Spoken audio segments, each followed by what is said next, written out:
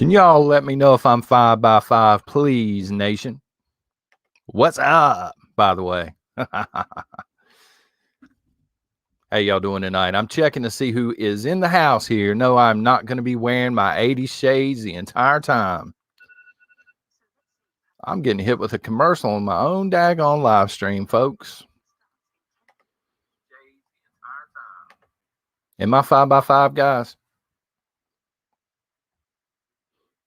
Oh my God, do I see a blue wrench? Dawn, you rescued me. I didn't see any blue wrenches in here. Thank you very much, Dirty Dog Prepping. How y'all doing this evening? I'm going to take a second here and see who's in the house. I saw Native earlier. I saw Liz Rambo. Dawn is in the house. The Frenchman. How you doing, brother? Cat Lady. Mark. How you doing, my friend? Catitude. That's what I'm talking about. I hadn't seen that name before. I like it. Those glasses, domestic gangster. Let me tell you something. I am working with Pit Viper. Pit Viper makes 80s polarized shades. All right. And yeah, so I got several pair here. Their commercials got me. I'm not going to lie. If you get bored, go check out a Pit Viper commercial on YouTube. Not this one, but another one. Doug Gilmer, how you doing? So here's the deal. We're going to go over a little bit of business. Timothy getting started already. Good evening, nation. God bless. God bless you, Timothy. Thank you for that. Going to go over a little bit of, yeah, John, the low maintenance haircut. A little bit of business. And then we're going to bring on, who do I got tonight? Sailing Prepper. Once he hits the green room, I'm going to bring him on. And then about midway, we are going to open the doors to the asylum, and whoever wants to join us is welcome to join us. And I will drop a link at some point here. Let me go ahead and copy that link. I ought to have this stuff together by now. You know what I'm saying? So anyway, folks, you will notice throughout the night that I am jacked up. I'm like a F450 jacked up, son. I drank a Monster Energy drink, and I'm on my third cup of coffee. Now, let me tell you why. Have y'all noticed they got the Cocoa Pebbles and the Fruity Pebbles coffee creamer out now? I'm done, son. I am done. Klinger's in the house. What's up? Dirty Dog Prepping. Jason, I love that name, man. Greg, how you doing, brother? Cinderella's in the house. Quick thank you to Amanda Cap for the mean bean in my old raggedy Zelda mug here. Some of y'all are asking about the Yoda mug. He's around here. He's gonna be pulled out from time to time. You know what I'm saying? So dog tags. All right, I got some dog tags going out Monday morning. We're getting ready to get hammered with a snowstorm. So God willing, Monday morning, dog tags are going out. I'm going to give you folks the opportunity to win 3 pair tonight. First, if we hit 1,000 people in chat, moderators, please let me know, and I will pick somebody at random. Number 2, the first person that calls K Marie out, if and when she joins the chat, because she's always late. If you call her out for being late, if you're the first person to do it, I'm going to give you a set of dog tags. And finally, at some point, it's not really a prepping question. It's more of a Prepper Nation question to see who's been paying attention. At some point during the stream tonight, I'm going to ask a question. First person that gets it right is getting a set of dog tags, and then I'm going to mail them all out Monday, again, God willing, along with Gray Man, and I got another pair going out. So here's the deal, okay? I am sick of the constant impending doom. I'm talking about coming from the White House, the mainstream media, the YouTubing. It's just nonstop gloom and doom, son. And it's been uneventful here in the prepping community this week. Other than being on Grim Survival earlier this week with the Angry Prepper, really nothing's been going on. And so I thought I would liven things up. And we are going to go way back to the 1980s, what I consider the greatest decade here in the United States of America and abroad. So we're going to be talking about the 80s for the first third of this podcast tonight, guys. Hope y'all got y'all's parachute pants on, son. I'm going to give you guys, I'm going to start it out. I'm going to give you 10 things that I miss about the 80s, that I absolutely loved about the 80s. And I'm not talking about the neon or the Aquanet either. And I know some of y'all ladies out there are guilty of that Aquanet. I used to hang out with my best friend back in the day, and we'd have sleepovers. And he had a sister that was like 5 or 6 years older than us. She had that Aquanet all the time, and man, she'd beat us down too. We was little ragamuffins, you know what I mean? She was in high school and we were like 6th graders. She just beat us up. That's how it used to be. All right, so I'm going to start with number 10 here. All right, Michael Jackson and Patrick Swayze. Michael Jackson and Patrick Swayze. And this is a running debate here at the Ponderosa. Little Miss Nation considers Michael Jackson the best dancer of all time. Miss Nation, on the other hand, considers Patrick Swayze the greatest dancer of all time. And I'm stuck in the middle. You know what I mean? So who do y'all think was the better dancer between Patrick Swayze and Michael Jackson? I know that they had a totally different dancing style. But Patrick, there you go, Be Charming. Just help me out here. I'll go back, I'll watch the replay, and I'll tally the votes, and I'll let the ladies here know. It's hard to beat the moonwalk, you know what I mean? But at the same time, Patrick Swayze had more of an elegant style. And I can't believe I'm saying that as a dude.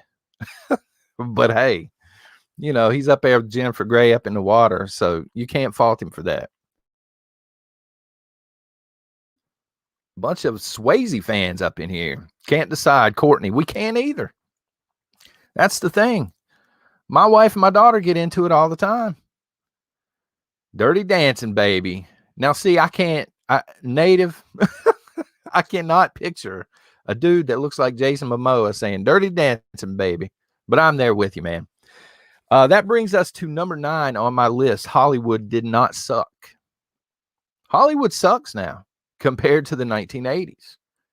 You know what I'm saying? We got 80s movies galore in there on Blu-ray and DVD, son. I'm talking about the Goonies. I'm talking about E.T., you know, Dirty Dancing, like he was just talking about. I mean, the movies, man, Top Gun, Roadhouse, of course, top 5 movie. Look at the movies that are coming out now. You know what I mean? That's a fair point, Doug.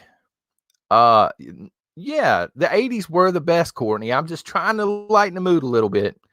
Bring some excitement to the prepping community this week. You know what I mean? Trying to do my part. Number 8.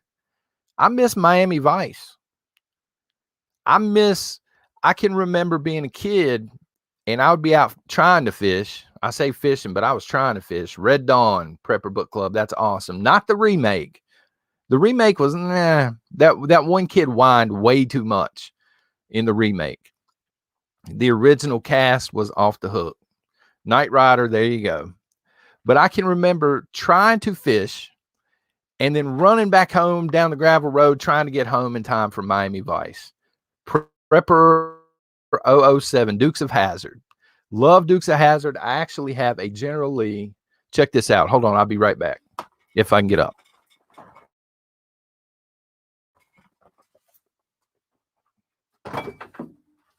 And if I cannot tear stuff up. All right. Whew. I didn't think I was going to be doing that tonight. I have a original. It's like an RC General Lee. I don't have the remote, but it's signed by Tom Wopat, and the dude signed it where he slid across the hood. That was just awesome. Tom Wopat was incredible. I've seen John Snyder, but I did not do a meet and greet with him. But that dude, my wife says that John Snyder now looks like David Hasselhoff. Y'all let me know what you think on that.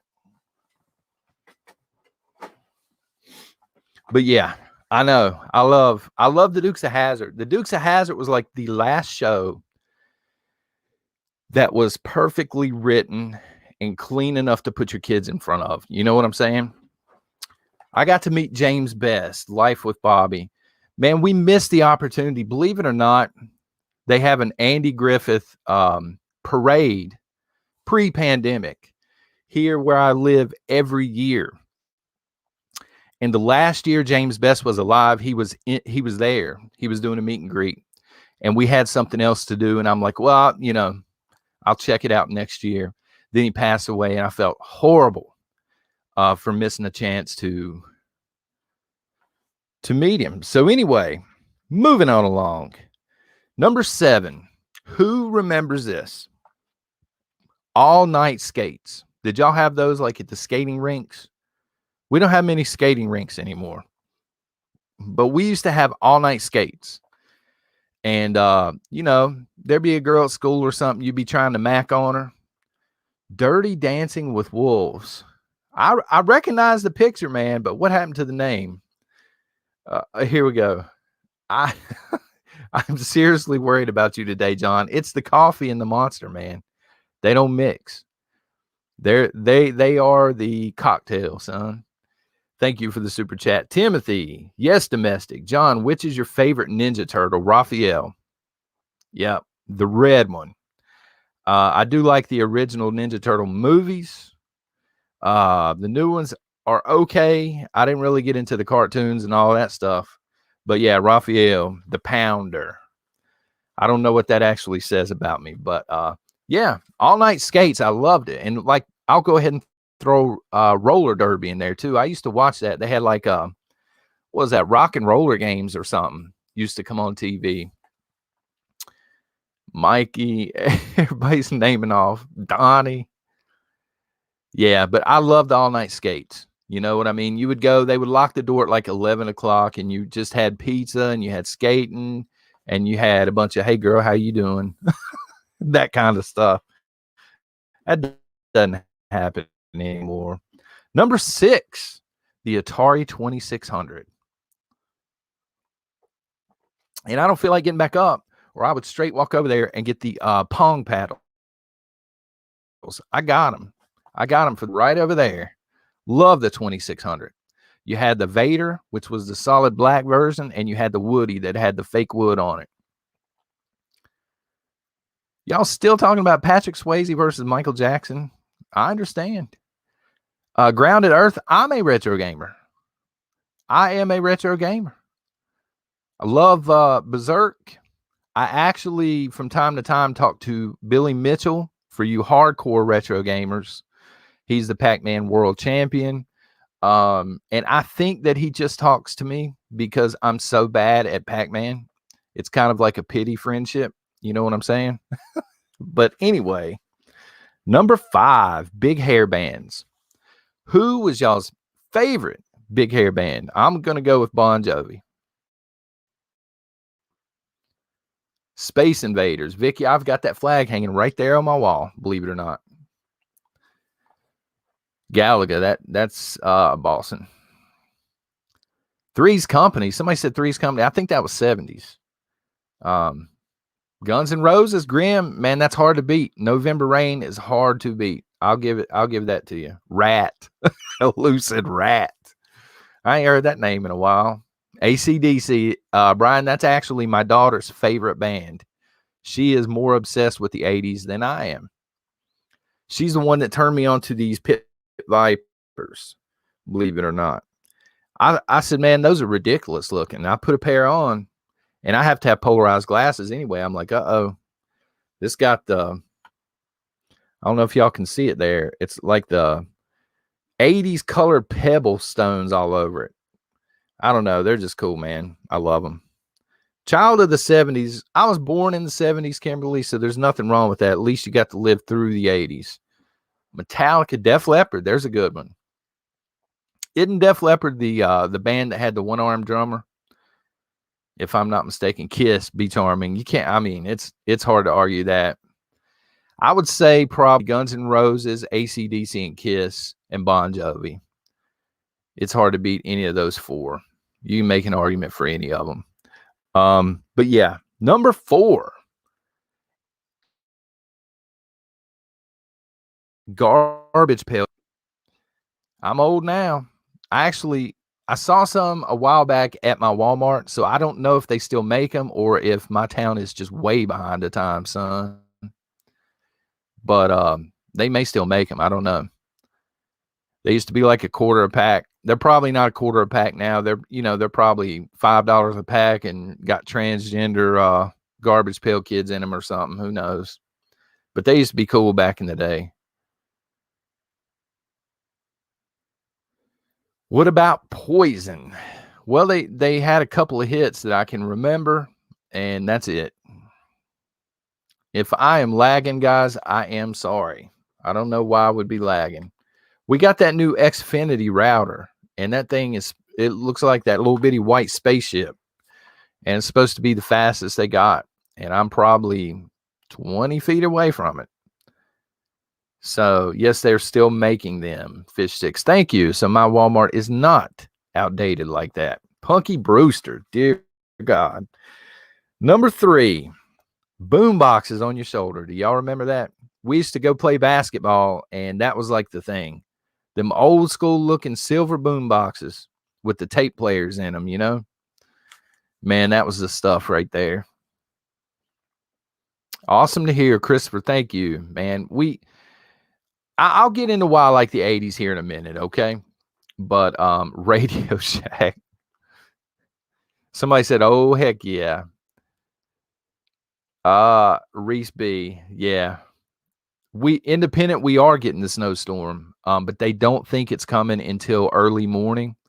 And once again, it's 1 to 10 inches. They have no idea. Light Bright, Jennifer, you're my hero for the night. Let me tell you a story real quick. And this is embarrassing, but I'm going to tell you anyway. I don't know why I did it, but when I was a kid, I was like 12. I got one of those Light Brights stuck in my ear. And I tried with tweezers and everything, man. I was freaking out. I could not get the Light Bright out of my ear. And I had to call my poor grandma, who could barely see, barely drive. She sits on like 6 or 7 pillows so she could see over the dashboard. You know what I'm saying? She had to drive all the way across town and come fish that Light Bright out of my ear. And I have not touched one since. So it was a complete horror story. Tennessee Tactical, mine too, man. What was his name? I don't know. Was it Crockett that didn't wear socks? I went around for like 6 months not wearing socks. And turns out after a few months, when you don't wear socks, your shoes be stinking. So I quit that real quick. But it looked cool on TV. Native and Devout Van Dam. Yeah, man. Bloodsport. What's up with that? Let me see here. Number 2, He-Man. And let me tell you why. It wasn't considered sexist back in the 80s to be a dude and have muscles and be just slapping people around. You disagree with Skeletor or somebody like that, you just slap them around. Steven Seagal, John Van Damme, machismo was in fashion, you know, and it wasn't considered sexist. She-Ra, well, that's Sarah, that's more along the lines of what guys are like now. In 2021, we got too many She-Ra men. Hello, Airborne. How are you doing, my friend? I bet you know what, William? I did have some members only, those gray jackets. Is that what you're talking about with the members only? I did. And I had a couple of the, what are those? The Oakley surf style jackets. Do y'all remember those? They were like, they would shimmer when you walked and they would change colors. Those were the thing back then, man. I miss gals without bras. Russell the Muscle. Well, in my neighborhood, they wore bras and they beat the crap out of boys that were younger than them because that's how it went. I wish I would have grown up in your neighborhood, I guess, is what I'm trying to say. Jam shorts. Heather, I had some of those. Sure did. WrestleMania. Ashtray in the back seat. I almost put that on the list. Not in the back seat, but remember the ashtrays that were in the corridors that they used to have? Yeah. Nike pumps. I don't remember those. I had a pair of the very first Reebok pumps. I worked all summer and bought those things. They had the basketball on them that you just, and they broke after about, I don't know, a month. Parachute pants. Everybody had parachute pants. If they say they didn't, they lying to you. Real Chuck Taylors. There you go. Okay. So my number 1 is arcades. You remember like the timeout arcades and stuff like that? Not just the video games, but the environment. I love hanging out here online, guys, but it was different. Anybody that ever went to an arcade, like on a Friday or a Saturday night, it was just totally different. You went, all your friends were there from school. The place smelled like smoke because everybody over the age of 12 was smoking. They had them cigarette machines. You know what I'm saying? Where you put like $1 in and pull the tab out. Everybody was smoking. I wasn't. I was trying to dip back then, and I kept getting sick. And I'm like, no, this ain't for me, son. But the arcades, man, there'd be a line in front of the more popular arcade. Now, I'm not talking about all these Chuck E. Cheese tokens and trying to earn stuff at the counter. It was just about who could get the highest score, you know? Lots of noise, southernmost, absolutely. There was the noise. There was that neon glow. It smelled like cigarette smoke and popcorn when you went in there. It was just awesome. Mullets. Northern Girl Hobbies, my daughter started school back, and she says that mullets are making a comeback. Please no. My Uncle Jack, he was like, oh, well, I can't really say what he said about it. But then he admits, you know, he had a mullet for like 6 months, and I didn't even know it. Kelly Collins, how are you doing? Walk down memory lane, born in 73, 76 here. Love the 80s. How about no seatbelts back then? And we were fine. Well, you were fine as long as you didn't wreck, I guess. But everything was chill. Everything was relaxed. Rat tails. Wascally, I did have a rat tail. I ain't gonna lie to you about it. I could not pass a polygraph if I sat here and said I didn't have a rat tail. I tried that for about 2 weeks. And some of the guys were getting like the beads or whatever, the troll beads in their rat tail. It was bad. Portland has a retro arcade. Wow. And it hasn't been burned down yet. That's crazy. But yeah, I just miss the experience on the weekends. I can remember going in and just hanging out with people. I mean, we're hanging out now, but can you imagine if this was an arcade? How many people we got? We got 513 people in here. Can you imagine? Like, who in this lobby would be the break dancer? Because I promise you it wouldn't be me. But there was always that one person that could dance, you know? And I want to know who it is. Feathered hair. Rip Curl, you might have been the break dancer now that I think about it. Disco Fever. I don't know nothing about that, First Waffen. I've seen it on TV. What's that, Soul Train? But I don't know nothing about that. I was a toddler with the bell bottoms. I got a picture with my mom. God bless her soul, man. And I'm standing there with her, and I got these huge bell bottoms on and feathered hair. Dirty Dog Prepping. Joust is still the best arcade game. I suck at Joust. I actually liked Berserk, but I sucked at it too. And matter of fact, I sucked at most of the arcade games, but I just enjoyed playing them, you know? You got 4 quarters in your pocket back then, you was a big shot.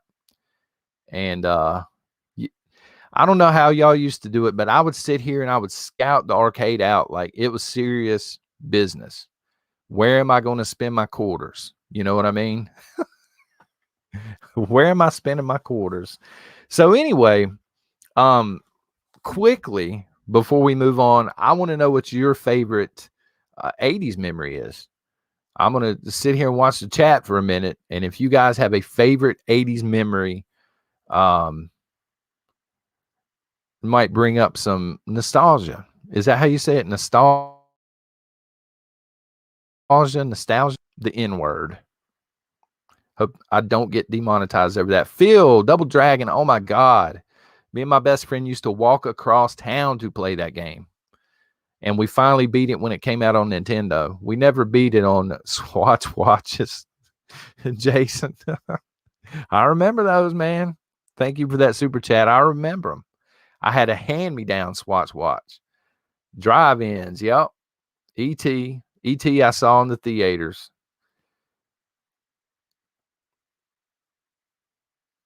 My 20s. That's a good reply there. Star Wars. Yeah, the good Star Wars, like the original 3.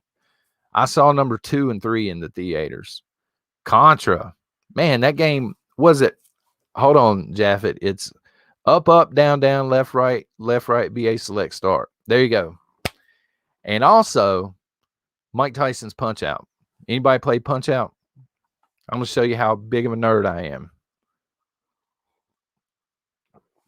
Let me type it in so I don't bang it up here. Almost banged it up anyway. There you go. There's the code to get to Mike Tyson, who I never beat, by the way. 007-373-5963. Prepper 007. I beat Punch Out. I would like to know how. I never saw Mike Tyson get beat. Spin the bottle. Airborne Prepper, you must have some stories on that one. Tennessee, I never beat him either. But that's what I was going to say. Like in the 80s, guys, things weren't as political. You know, people cared about politics on election day. And I have not, Socrates. If you can, as a matter of fact, when I go back and watch the replay, I will write it down. I'm in the middle of watching Hunting Hitler right now. It's a really good show. People just weren't that concerned. Like they would go and vote, and then the next day it was back to business, back to being Americans. You know what I mean? I guess that's the part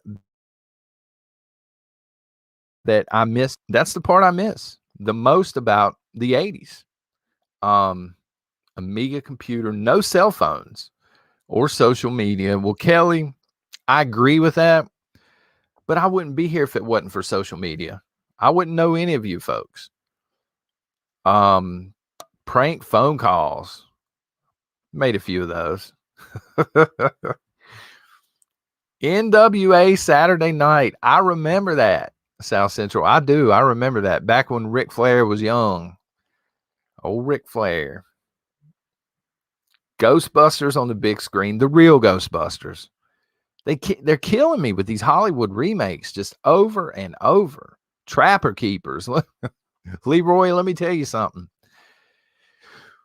Last year, when my kids started school, we went school shopping, and I was straight up looking for the Trapper Keepers. Honest God, I didn't know they had stopped selling them. And my daughter's like, Dad, what are you talking about?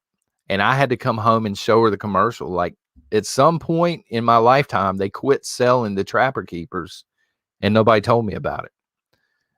So yeah, now the big thing is like the Jansport book bags and the Vans, apparently, or so I'm told. Skinny dipping, Cinderella.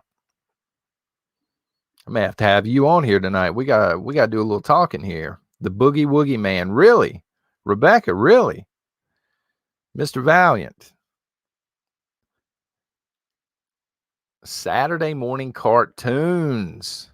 Oh my God, I remember Saturday morning cartoons.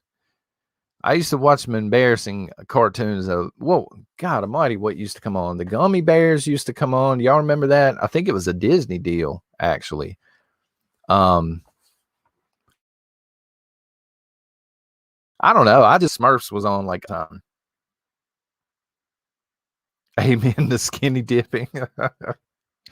So we got 2 skinny dippers in the house. Former reformed skinny dippers. Looney Tunes. Yeah, they were on a lot. Rainbow Bright. Transformers. There we go. There we go. How about Doom? Doom, Eric, I think Doom came out in the very early 90s, if I'm not mistaken, on the PlayStation 1. It may have came out before then, actually. I don't know. First time I played it was on PlayStation 1. G.I. Joe. Patriot Ref, they play G.I. Joe now on YouTube nonstop, 24/7. All the replays. It's through the, I guess, the actual company. Thundercats. Wow. I do remember Thundercats. Oh, my God. So let me see here. Sailing Prepper, where you at, brother? Sailing Prepper is supposed to be here. And I'm supposed to be interviewing him. Let me check my email. Sorry, guys. Sailing Prepper, where you at, son? Are you in the chat? Freddy Krueger. You know what? I miss those. Not just but the campy, like B films or whatever, the horror films, you know what I mean? And you know another series that I miss that would not fly in 2021. Do y'all remember Porky's? Does anybody remember that? Porky's?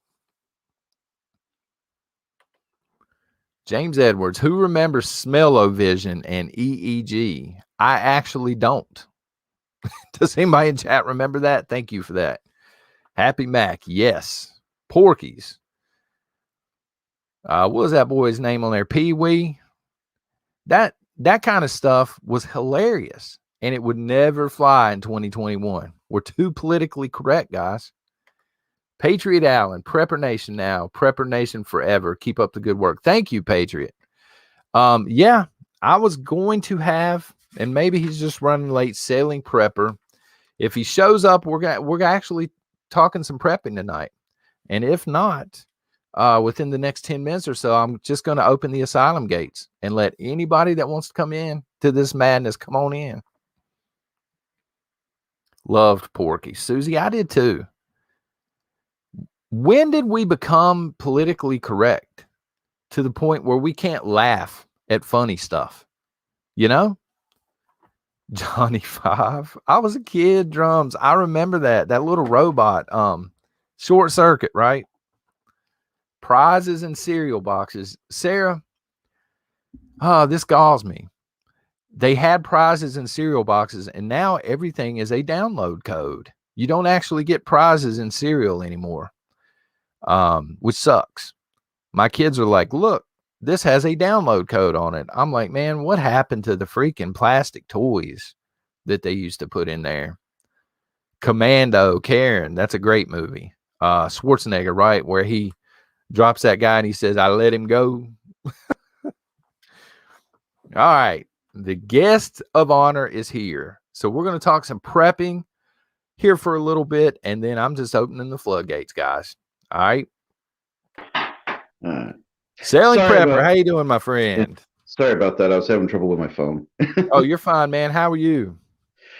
I'm all right. A lot of overtime these days. A lot of overtime. Well, I guess that's good. Somebody said we're talking about the 80s, and somebody said they missed the 79-cent gasoline. What do you miss about the 80s? Honestly, I miss the bliss. The bliss? Yeah.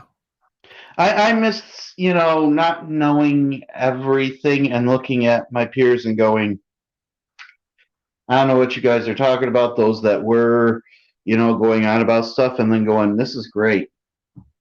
You know, that's what I miss. How do I put it? I miss the fact that, one, I was a kid, so I didn't really have anything to worry about. Yeah. And then two, I miss the fact that, people weren't worried like they are today. That's what I was just telling the chat earlier. People seem to care about politics on election day, and then after election day, nobody cared. They just got back to business, man, playing arcades and things. Yeah, I rarely remember anybody ever talking about politics in the 80s. We're going to let Sailing Preppers break the tie here for us, all right? Who is the better dancer before we get to the prepping? Michael Jackson or Patrick Swayze? Patrick Swayze. There we go. Patrick Swayze wins it. All right. Thank you for that, man. So you're on an actual sailboat, correct? Well, not right now, but yes. Yeah, I mean, you own one. I own one, yes. And I plan on moving on it permanently in the spring. That is awesome. I mean, that's I was saying this a couple of weeks ago. That's the ultimate bug out plan. What would it take for you to bug out? Like, when would you get to the point where you would think, okay, it's time to bug out? Well, me personally, if you're talking about my plans for bugging out, is the moment I can get it to the ocean. But as far as bugging out because I'm worried about things, yeah. I have to say when I can no longer buy bread at the store. Makes sense. Makes sense. Um, so you are the guy to talk to because there are a lot of people in the lobby that don't know a whole lot about crypto. And crypto is Hmm. kind of a prepping thing, I think, in 2021 because we're headed that way, Oh yeah. whether it be national or otherwise. Can you explain to these folks exactly what crypto is and how it works? Okay, no problem. You're like the fifth person to ask me that today. um, all right. So, cryptocurrency was created by a man that nobody really knows who he is. All they know is that was from Japan. This is like one major ghost. Who knows who he is? All right, and there's to start it out. It's basically a ledger. Okay, remember the old days? People used to keep all accounts on a ledger and they'd mark everything down. Oh, yeah. So for every transaction that you do, it's basically a ledger that everybody can see, but they don't need your information for it. They're just showing that this account sent money to that account, okay, and back and forth. So it's since it's open to everybody, and if you want to go on the blockchain and look at a ledger, there's a way to do it, and you can go on and do it. It makes it transparent. Okay. Now, the other thing is where you get into the mining bit. You've probably heard about crypto mining. I've heard that there's got to be like they solve problems, elaborate problems or something. Well, here's the thing. Every time somebody sends money over the blockchain, Yeah. okay, it gets split up into multiple codes, all right, and sent all over the world to different miners. Each miner gets a within that block, which would be considered a block, okay, a part of that chain link. That's why it's called the blockchain. So they send this code to multiple computers around the world, and these are the miners. By solving a problem, they verify that this is a legitimate, code, a legitimate link, a legitimate transaction. And then when they all go together, that's considered a blockchain, and you have one part in that block as you send the money. They get a small percentage it's a finite resource. So think of it like gold. All right. So basically they get a portion of that and they can like sell it for doing this or keep it for themselves. Most of them sell it because that's how they make their money. They need to transfer some of it to fiat. So what they do is, and it's a really small percentage. So what you do is after you've gotten all of that and everything's there legitimately like that, how do I explain it? Basically, it makes it open and controlled only by the people. Imagine now you do not have government manipulation with this. Well, to a small extent, you can. Like if a government agency wants to go in and buy a ton of crypto and raise up the price that way, they could do it that way. But that's the same with anybody else. It's just who has the most money to do that with. But other than that, they can't really control it. They can't print out extra.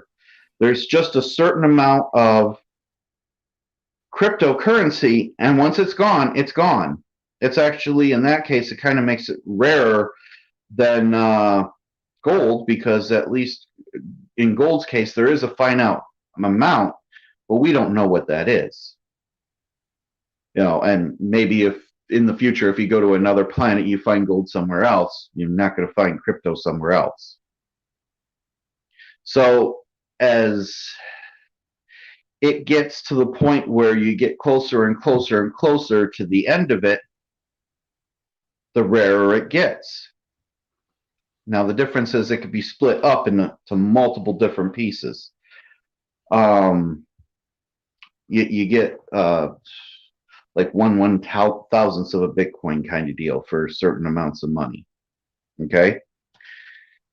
This is just based on the value of what your money is versus the Bitcoin. Okay, like right now, the last I looked, it was at 35,000, I believe. I do have Ethereum, and I do have Litecoin along with my Bitcoin. Those are the three cryptos. There are a bunch of different ones. Is that like the top three? I know Bitcoin and Litecoin. I've heard of those two. Well, they're the ones that started off the first. Bitcoin is the first. Then you had Ethereum and then Litecoin. And they're the most trusted out of the altcoins is Ethereum and Litecoin. Altcoins are something that was made after Bitcoin. It's not as trusted as Bitcoin. Bitcoin is like the 100%, it is what it is. It was made that way. And then you have the two knockoffs that I just mentioned. But if you want to make money on it, like going into Ethereum right now, it's only $1,300, so $1,300 for a full coin. Where if you go to Bitcoin, it's $3,500 for a full coin. Or you get my point. You go into Litecoin, I could buy that. The last I looked, my Litecoin was only $125 per coin. There are other ones that you could pick up for 50 cents, but they never really go really high. You know what I mean? Yeah. And you got to get with the others, it's a complete risk. With these, they're more stable, they're more trustworthy. And if an altcoin fails, like if nobody ever gets interested into it, you just lose money. So at least these are, there's enough people in it that are interested. You know what I mean? Is it something that people should think about investing in right now? Oh, yeah. Definitely. I'll knock one theory right out of the thing that a lot of people have come to me. Well, what if the system goes down? Right? Right. Okay, you're talking about like a solar flare, correct? In this case, most of the cases. All right, most solar flares might knock out like a small part of a different country at most. This is everywhere in the world. So you have the entire world that would have to be taken out. Even a nuclear EMP couldn't do that. You'd have to literally wipe out the planet to do that. And not just of EMP, but everything. You'd have to set up that many nukes. Somebody asked, how do you use the coins? Like, who honors the cryptocurrency? People do. Just peer-to-peer right now? I mean, are there any companies that are accepting it, or? Oh, yeah. But companies accept crypto, if that's what you're asking. Yeah, they're asking which like companies. Who makes it legitimate? We do. It's not government controlled at all. So we make sure that it's legitimate. The miners do. I think they're asking which companies, do you know right off, that accept it right now? My two favorites are Cash App. Okay. The Cash App just deals with Bitcoin. I will tell you. And it is a pain to get your ID on it because the US, they do require ID to get into the Cash App. Once you get into hard wallets, you can kind of get away from that, but that's a different thing. The other thing that I would say is really legit if you just want to start off, but there's one difference between that and the Cash App, is PayPal. Y'all know PayPal, right? Yeah. So you go into PayPal. PayPal allows you to do Bitcoin, Ethereum, Litecoin, and the Bitcoin Cash. So when you go in there and you do that, the problem with that is you can't take it back out. Like I could take into the Cash App and I can transfer my Bitcoin from any wallet to another wallet, a hard wallet, a wallet that I hold in my hand. There are different kinds of wallets. There's metal wallets, there's paper wallets. Paper wallets I wouldn't suggest because they could get destroyed. People can lose them. You can lose any of your actual wallets, but you can seriously like damage this, water damage, anything can destroy a paper wallet. However, they have thing that's called a metal wallet that you could use. And this is just something that all you need is a piece of metal and a way to etch it onto the metal. I'm thinking of getting a laser engraver for it just to do it for wallets. Or you could just purchase a wallet. But anyways, you can't take, not to get off the subject, but you cannot take your crypto off the PayPal app. Because PayPal, it just lets you buy and sell on the app, which is kind of bad because crypto is meant to take off. But that allows you to at least do one thing. You can play with other coins, and it helps you if you want to get started. At least you know through PayPal you're not going to get scammed. Right. All right. But those are my two main wallets. Then I also would suggest the Lightning wallet. If anybody likes the Lightning wallet is pretty good. Gotcha. Well, that's a good explanation then. So everybody in the chat now, you can actually go back if you have any questions. He pretty much answered everything. So there you go with the crypto. I know that I had emailed you. It's been a while back, but about investing in the stocks. Yeah, wouldn't do it. You said, don't do it. Don't do it. No. No, if the problem with the crypto stocks is this the one part of crypto that's actually controlled by the government. So, all right, let's go into the stock market on this one. All right, if you go into the stock market, all it is a bet on a company. If you look at the recent stock thing that just happened with what was it called? GameStop, I think it was. That proves that it's all fake and all bogus. The idea of going to the stock, that's even if you get a piece of paper, because a lot of it's done electronically now. Yeah. Is you're getting this piece, let's say you get this piece of paper like they used to, that says you own stock in a company. That piece of paper is worth maybe about 2 cents, and most of it's because that's what the paper is worth that you cut down from a tree. How you make money off that is finding someone else to believe it and purchase it on that. It's a Ponzi scheme. Now, any kind of thing has value if you give it value. The problem with this is you don't actually own anything there. It's just what the government says you can own. And then they can manipulate it, take it away, apparently pause the whole stock thing so somebody else can make money and you can't, like was just shown. So in that case, none of that is legitimate. That's why crypto's was never meant to really be on the stock exchange. All it is people went, well, this is what crypto is. We can find it and we can see what it is, and we're going to wage our bets. Mm-hmm. That's how that started, and that should have never been put on the stock exchange. I like the idea of the peer-to-peer where the government's not involved. I do like that, but I do fear at some point the government's going to step in and kind of nationalize their own. You know what I mean? Oh, they're already doing that. You just basically, it's not crypto. It is not cryptocurrency if they nationalize it. It's blockchain technology, but crypto literally means non-governments regulated.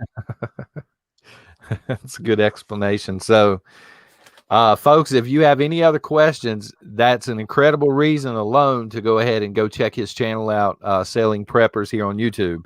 So, speaking of, you recently just did your first live stream. Is that correct?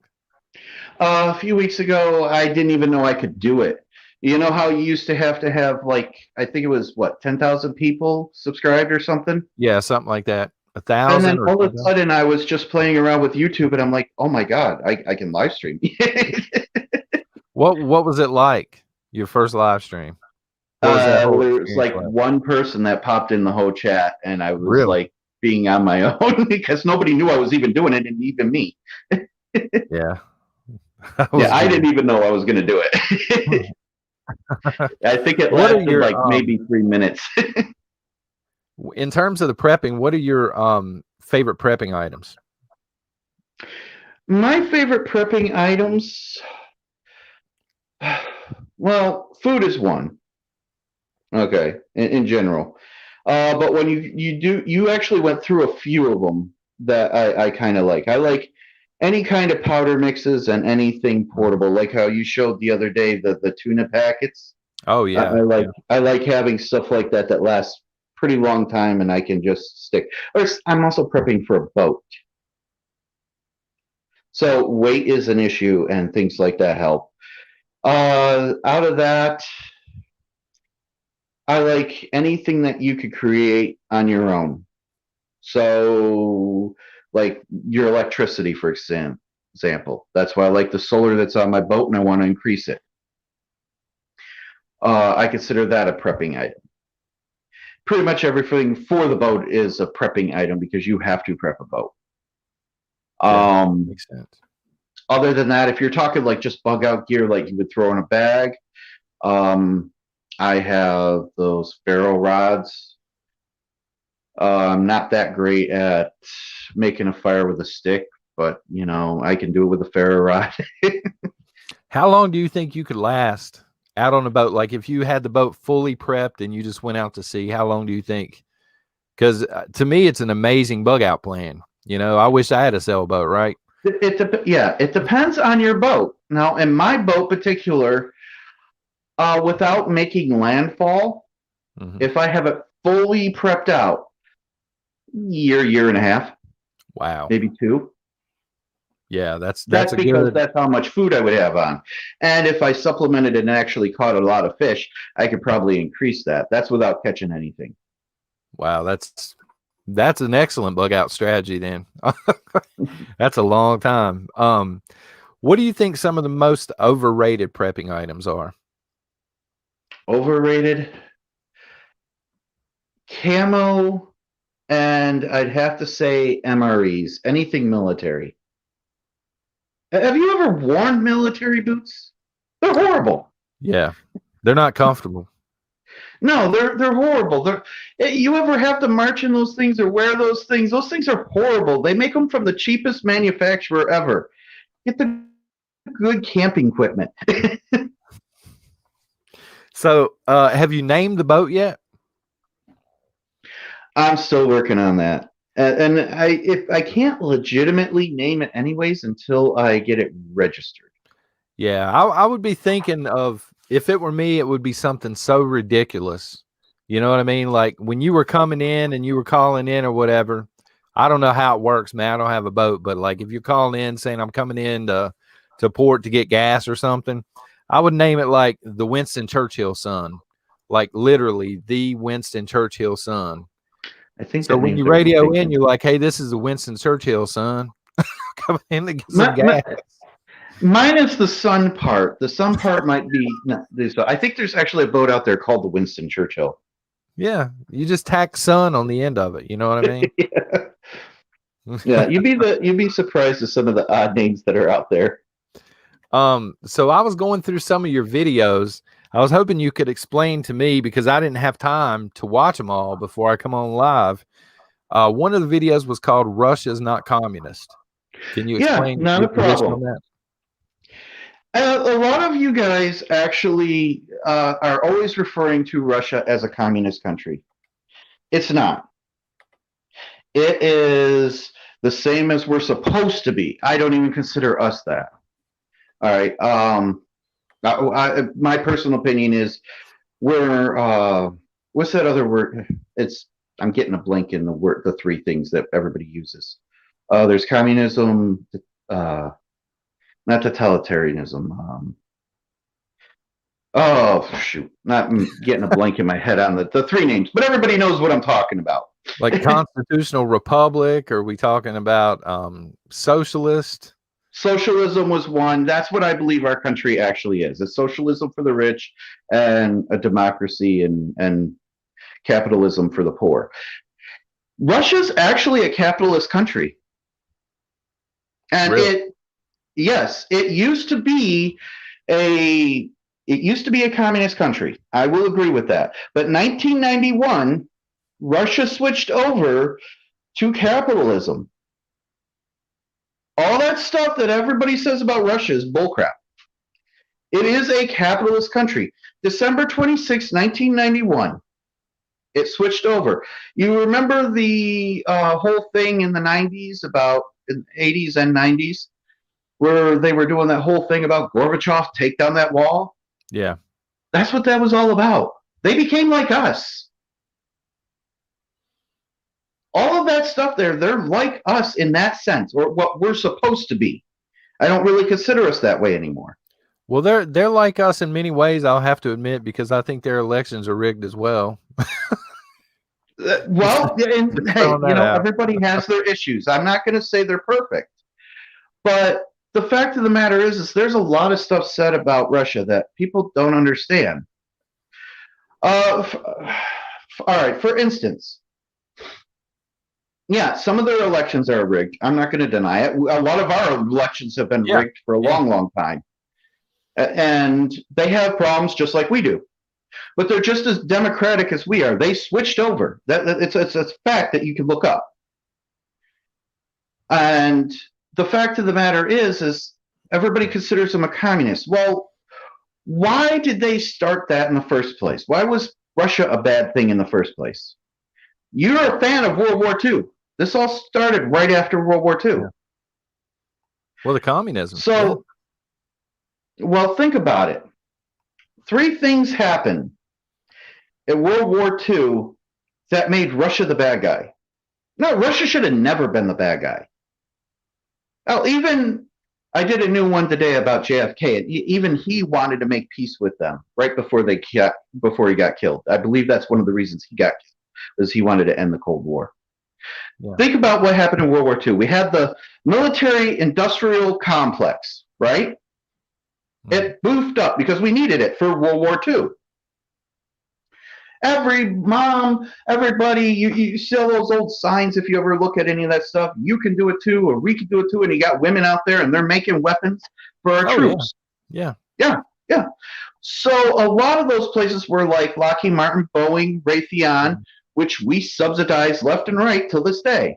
You can still get the reprints of those, and they're literally called propaganda posters. Yeah. Or signs. In World War II, if you research it enough, we were actually making propaganda during World War II saying how good Russia was. After that, they switched it over. Our government literally had, you could watch something on there and the Russians, they're fighting and they're doing such a great job for their freedom against the Germans. That was the propaganda back then. You can find old clips with that, though it's very hard to do because they kind of erased most of them. Now, after that, you needed something to feed the war machine, right? Because people didn't want to lose these jobs. They didn't want to lose this business. Right. So look towards Russia. Russia's now making nukes just like we were at that time. So Russia, they wanted to make the bad guy. They creamed him out. Now, I look at it this way. Russia had a different way of doing things, and they were not the greatest country in the world. You know what I mean? And they never have been. But they haven't been that bad. We've never actually had a reason to go to war with Russia. We've never actually had any real fighting with Russia, except for the Cold War. And that wasn't real. That was everybody doing propaganda. At the time of the Cold War, if you actually look at it, Russia's economy was crashing. They were going through everything horrible, and all they wanted was to fix that because they couldn't afford to fight us. And we were using them as the boogeyman, in other words. Yeah, exactly. Now, if you fast forward, 1991, think about this. 1991 on up, you never heard anything bad about Russia until Trump got into office. All of a sudden, they had to be the boogeyman again. Mm-hmm. Probably the only legitimate election we've had in 20 years or more. So the link, my moderators put the link out to your channel. If you could explain to the people in here a little bit about what your channel's about, and then I'm going to keep you here and we're going to open the asylum doors. We're going to let a few people in. Okay. What's your channel about? Brief overview. Well, brief overview. My channel was supposed to be about sailing. and prepping and getting ready for things. Now, in this particular case, it kind of got political over the last year or so, and you all know that just happens to all of us. Yeah. So I guess it's a little bit of politics. I haven't gotten as much into prepping as I wanted. I haven't gotten as much into sailing as I wanted because of the way things are. I plan on doing that later on down the road. Well, brace yourself, man. I'm going to open the doors, and the first guest is going to make us look like we're in a beauty contest, and we're the winners here, okay? Okay. Really? What's up, Graham? I'm the winner. Come on now. Hey, Graham. How's it going? I'm going to go ahead and bring you got somebody else with you here, Graham. I'm going to bring in 4. What's up, y'all? We're going to have 4 at a time. How you doing, Tennessee? Hey, buddies. What's up, y'all? So what are y'all doing tonight? Recuperating from being with the tribe last night, dude. We was up late chatting. I was lurking on some of that, man. That was crazy over there. It was fun, though. Yeah, really was. So sailing preppers, I got a question for you. Ask away. How do you feel about lifeboat rations? Good question. Lifeboat rations, if needed, they're needed. They come with your lifeboat. But I've never actually tried my lifeboat rations. Yeah, don't. That'll make a good video, man. I probably should. Well, every 4 years you have to go through your lifeboat and actually switch everything out. So when I do, I might just to see what they actually taste like. Cardboard. Rip Curl went on a diet for a day with those, and he acts like they weren't good. They're not that good. They're not good. You know. But yeah, you can stockpile a lot of lifeboat rations because you can get good deals on those things. But yeah. So Tennessee and Graham, what would you guys name the boat if you had the boat? Gremlins. You just name it Gremlins? Yeah, just Gremlins. Really? I would name mine Finally. I just put Finally on the back of that. Yeah. I'd get creative with it. I like Mogwai's Big Sack or something. You know what I mean? Get a little creative with it. In case there's another Gremlin out there. Call it Bob. Just call Maybe Bob. I should just put PN on it. Same name. Call it John Doe. There you go. What do y'all think the biggest news this week has been? Me? Like mainstream media story, I guess. Mainstream? Never mind. These gun bills, this HRs and the other ones. Yeah, even the only way I really get mainstream is through like you guys. So I'd have to say, yeah, because I heard a lot of that from you guys. It would have to be the gun bills. Yeah. Do you guys? I mean, what's your opinion on? I know Graham's. What's your opinion on it? Like HR 127 actually getting through this time around? Slim, probably slim. But if they get through a little piece of it, either way, they're tearing pieces of our rights away. I mean, like you said, they go for a bulk, and if they get a little, it doesn't matter. They're inching away at our 2A, man. Well, I have a question on that. Are you meaning like a legitimate vote going through, or do you mean like the Democrats pushing it through? Because they could push it through. The chances of it getting pushed through to the point where it would alter, I guess, the Second Amendment. I'd say it'd be a 50-50. Because I guarantee you, if it gets pushed through, there are going to be a lot of kickback from conservatives, There are several states right now pushing for Second Amendment sanctuaries. I mean, Texas is one of them. I believe Florida is another one. There's quite a few, actually.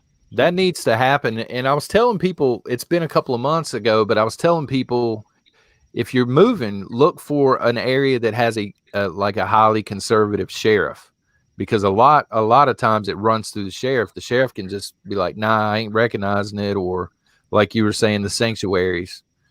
That's really good. I'll just make a new one. Just make a new one? If I want a boomstick, I'll make a new one.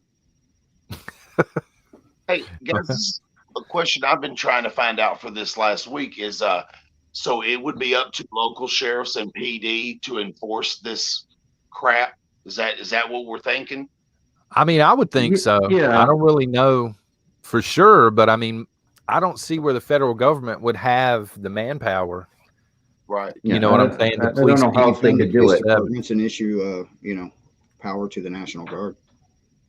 Oh, see, that's what worries me about the National Guard being in DC, because I got this not a theory, but like this fear that they are going to try and push some crap through, whether it's HR 127 or something else, and they know people are going to be triggered by it, and they've got their troops ready to go. Yeah, I'm in a different position than the rest of you with that. If I want a firearm, I could put it on the lathe and go to my boss and have it CNC'd out and all that. Nice. That's pretty awesome, man. Can I put it? Well, I work in a factory, and I'm basically a engineer as well. So it's one of the few things in this world I'm good at. Can you make ammo? That I cannot do.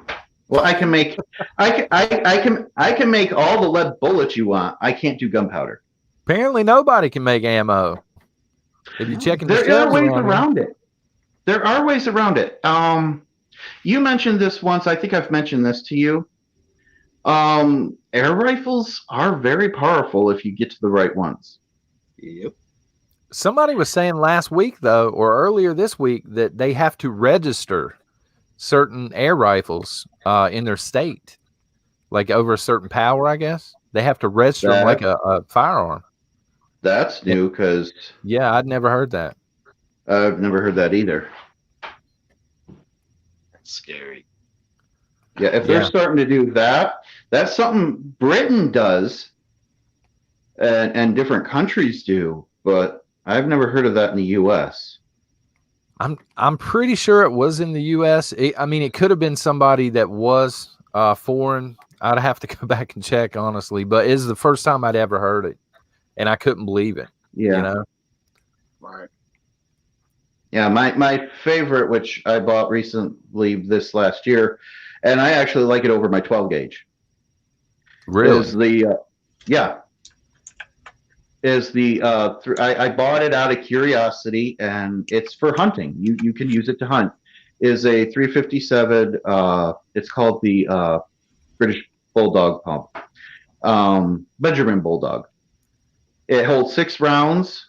You can switch out for a new clip on it for another 6 rounds. It does 2 or 3 of those before the air goes out of the chamber, and you have to redo it. So you've got about 9 rounds before you have to refill the chamber on it. And it's powerful enough to take down a black bear. Foggy Mountain Man, I love that name. He says you should name your boat She Got the House. I like that. That's hilarious. I might actually have to think about that one. So, Sailing Preppers, guys, check him out. His channel's right here on YouTube. Do you have any parting shots, Sailing Preppers, before I get somebody out of the green room in here? No, it's all good. Just when you watch my stuff, watch it with a grain of salt, because I do get controversial on some things. Like John was asking questions about the whole, Russia deal with my thing about Russia's not a communist, and I know a lot of you are going to be like, what? Yeah, but it's a fact. It's true. All right, man. Well, I appreciate you being over here tonight. I'm going to swap out and get somebody from the green room. But thank you very much, brother, for being over here. You guys, check out Sailing Preppers here on YouTube. Later, bro. So the biggest headline on Google Mojo. Biden's $15 an hour. Hey. How you doing, sir? Hey, how's it going, guys? Been watching you for a long time. I'm actually smart enough to figure out this smartphone. You're smarter than the smartphone? No, I wouldn't say that. Wouldn't say that. It's awesome to be with you guys. I've been watching you for a long time. Yeah, man. Appreciate you being here. What is your opinion on HR 127, the gun grab, we'll call it? Hell, HR 127, boating accident. Just like everybody else, boating accident. Not mine. Mine was a plane crash. Oh, I can't fly. Yeah, mine landed, crashed into Brokeback Mountain, and I'm not going back. Oh yeah, that's right. I remember you saying that. Yeah. Yeah. Now I've been watching you guys a while, man. Look, man, I was blowing you guys up earlier. I'm an old guy, but hey, I was asking you, what do you think about that YouTube video? That crap or what? Which one? I was talking to you about it, Grim. Which one? Because the only ones I watched. Well, they have that one video out there on the YouTube right now about the asteroid impact at the moon. I haven't seen it. You haven't seen it? You might want to check it out. I Check took my son to school about 4 days ago, and the moon didn't look right. I haven't seen the moon, but I don't know. In like weeks. It's been so cloudy. It made me crap. Have you got an open forum there, John, for I'm not getting crazy? Oh yeah, man, go for it. That's all I'm just checking out. I'm a conspiracy nut myself. I had a stepdad. He was a master sergeant in the military. He died. He's been dead about 20 years. But about 20 years ago, he told me this stuff was coming. He sat down, had long talks with me and told me, hey, bro, there's some stuff coming. You ain't going to believe me, but it's coming. And it's coming. What's coming? The shit's going to hit the fan. Yeah, I believe we're in the beginning of it now, honestly. The economy. I mean, he was telling me this 20 years ago. Yeah. I had some relatives telling me, and I wish I would have listened a little bit harder, probably 10 years ago, that the ammo shortage was coming. The ammo shortage is coming. And I wish I would have just started dumping, rounds into a trash can or something back then. This is the third one, John. The third kind of ammo scare in my life. Yeah. This is the third one, and this one seems to be bad. Yeah, I remember the last one. Was it the I can't remember if it was during the Obama administration or like the recession or whatever. 08 and 2012, I think we had. But nothing like this. Not in my area. This is much worse. No. Well, I just kind of curious about that moon strike. You know how there's all that garbage out there. Everybody's trying to scare everybody. But I just said, like, the moon looked really weird the other morning when I took my son to school, and it's dark where I'm at in the morning when I take him to school. And we both noticed it just didn't look right. But, that just could be my old eyeballs. But my son's 7, and he noticed it before I did. Hey, Dad, that don't look right. I don't know. It's something to check into. Oh, well, hey, the moon goes, we all go anyways, right? Yeah. Well, I do know that we're in the beginning of a grand solar minimum, but I don't know what effect that would have on the moon or anything like that. I'm not an expert on it. Ice Age Farmer is the man you want to talk to on that. Who's that? Ice Age Farmer here on YouTube. Yeah, he's all over that. Yeah. Yeah, I watch him too. And like I said, this is the first time I've been on, but I've watched you guys forever. I think the guy with the sock, that guy, he's hilarious. With the big Arkansas, hat. He is. Yeah, he's funny, Arkansas, man. Yeah. I actually think I'm going to send him some new socks.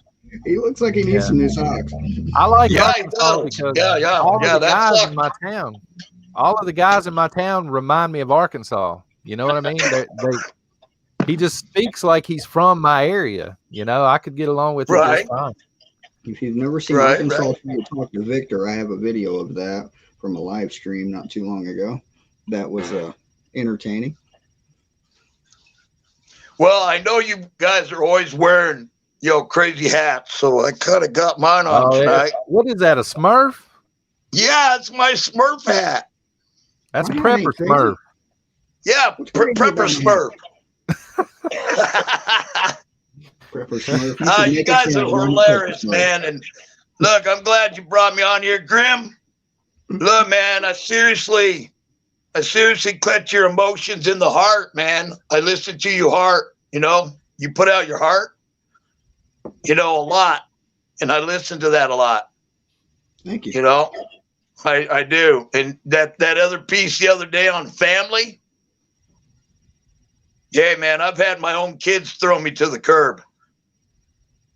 Oh, I'm sorry to hear that. Yeah, hey, you know what? As long as they don't want none of my goldfish when the crap happens, as long as they don't come trying to get my goldfish, I'm happy. Yeah, I think Grim caught some heat online for that video, but the thing is, he's not lying. He was saying it from a biblical standpoint. He was just speaking what the Bible's saying. Well, and so he's not wrong about on that. My more recent video there, John. I made a one before that complaining about the family one. Yeah. Oh, okay. I got you. I need to catch up on your stuff, Grim. Yeah. Where you been, man? You got more family out here than you know, Grim.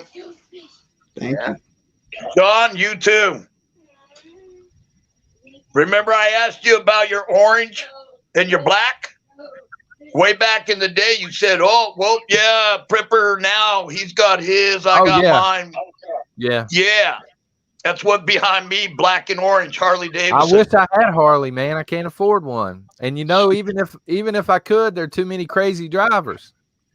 Well, you know what? That's the only thing I'm going to hate leaving behind when I bug out is my Harley. Because I ain't carrying it and I ain't pushing it. So, what the hell? What kind of Harley you got? I got a 03 Heritage Softail, 100-year anniversary. There you go. Yeah. This is my baby besides my wife, and she rides an 883. So, well, when you bug out and you leave your Harley behind, you just leave the keys and tell me where it's at. You don't even need keys. Just turn the switch on the tank and fire it up, and you go for a ride. Ride as long as the tank will let you. All right. Bring some gas too. Yeah. It likes 91, but 87 will work. Okay. All right, guys, man. Hey, have a good night. Love y'all, man. Hey, I appreciate you being over here, brother. Hey, I'll see you again. Yes, sir. Hey, Marie's late. Love. She just showed up. Prep your stead. How you doing there? Good. How you guys doing tonight? Good. How was things back in the green room? Not bad. Not bad. I could actually hear this time, so that was kind of nice. So what is your opinion on the gun grab, the HR 127? I am actually really worried about it. I think there's probably a 50-50 chance of it going through. And hopefully folks have a whole bunch of unregistered shit. I may or may not. I cannot confirm or deny. I can't confirm or deny it either. All mine went down the plane. I wouldn't say a bunch, but there may be a handful of unregistered things floating about here. I might have about a dozen unregistered. A dozen? The dirty dozen? Yeah. My next one up, though, I want to judge. Oh, I like the judge. I love the judge. I miss it. Yeah, that's John. You know what a judge is, right? Oh, Klinger's man. throwing you a bunch of hearts in chat, Cindy. You need a judge. Yes, Liz, you did win. But did you shame Kay Marie when she came in late?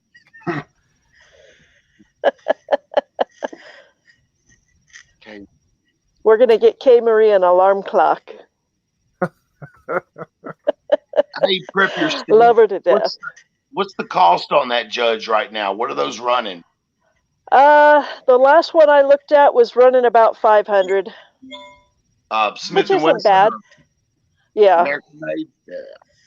But I got to have one. I had one that got stolen, so it's time to get a new one. Smith and Wesson made the governor and Taurus made the judge. It might be. I got so many damn guns, I can't keep track of it. Taurus was the original inventor. I emptied out the gun locker the other day and found one I forgot I had. Grim, so Taurus made the judge first. Well, I don't know which one came first, but I know Smith & Wesson calls theirs the governor, I'm pretty sure. And Taurus makes the judge.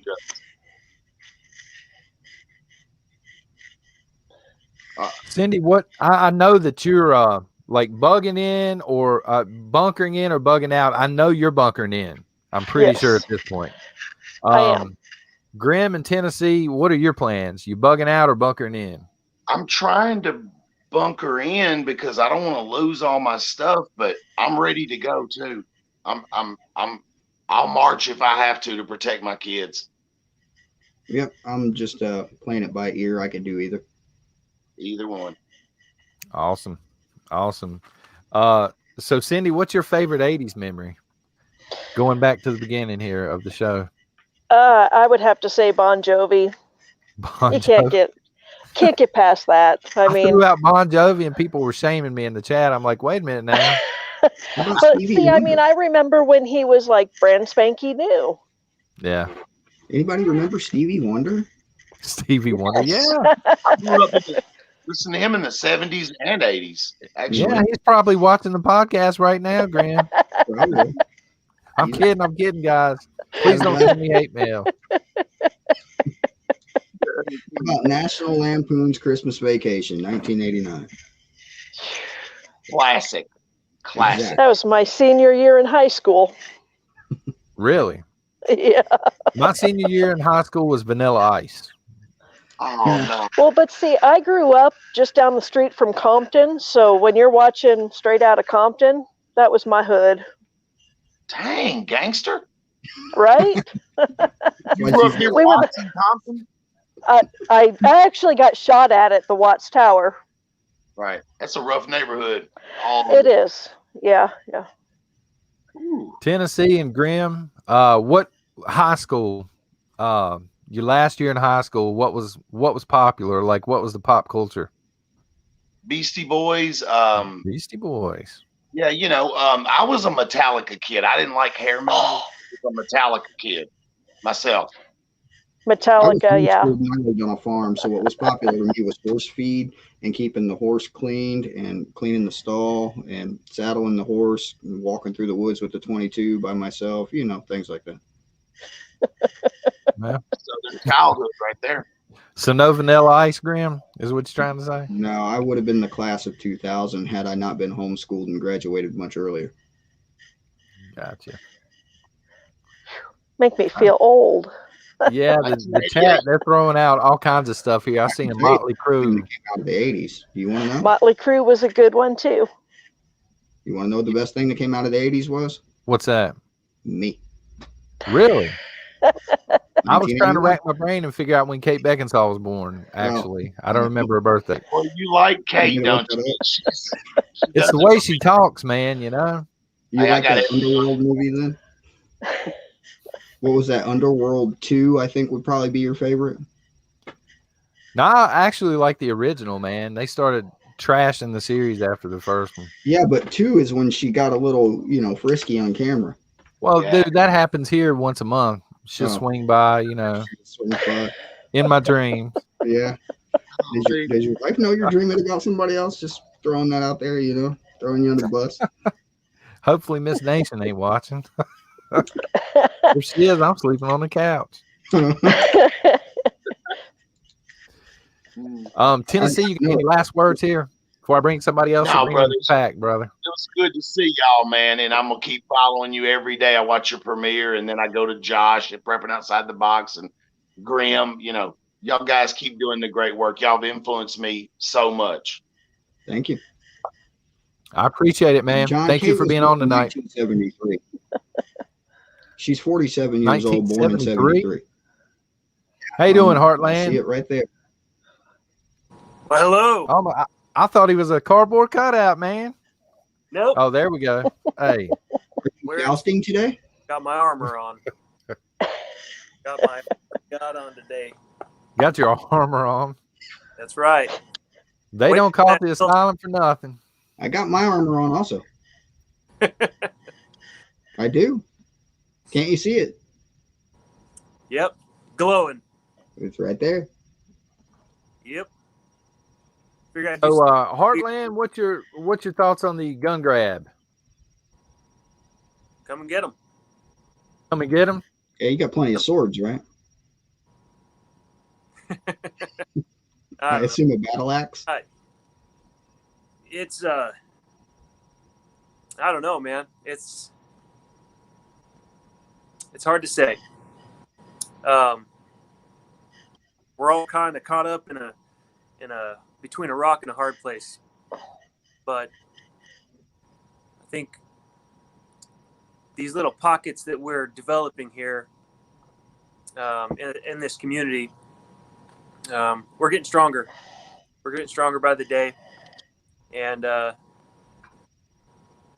going to be a lot of pushback, like you said. If it does, if it doesn't, we'll wait for the next time they try and throw this thing at us. Oh, yeah, they'll keep trying. Yeah, for sure. It seems like it comes and goes. I'm kind of divorced myself from politics right now because it stresses me out a lot. If I'm all caught up in that stuff, no, I totally understand that, man.